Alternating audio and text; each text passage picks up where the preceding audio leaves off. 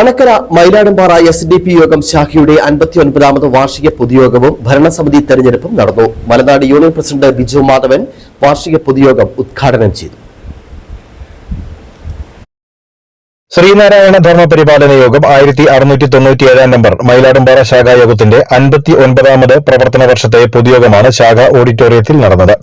മലനാട് union secretary Vinod ഉത്തമൻ അധ്യക്ഷത വഹിച്ചു. Union president Biju Madhavan വാർഷിക പൊതുയോഗം ഉദ്ഘാടനം ചെയ്തു.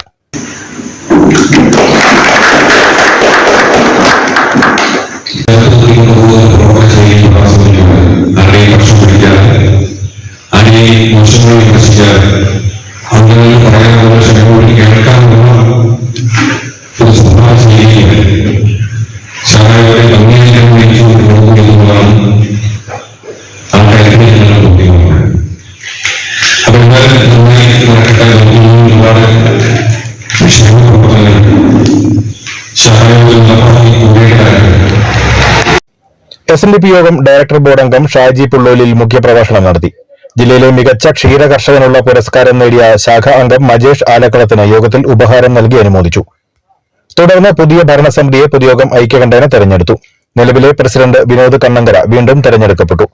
Aneesh AC vice president CS Prasad secretary, 11 അംഗ managing committee, panchayat committee, union വാർഷിക പ്രതിനിധികൾ, യോഗം വാർഷിക പ്രതിനിധി എന്നിവരെയാണ് പൊതുയോഗത്തിൽ തെരഞ്ഞെടുത്തത്.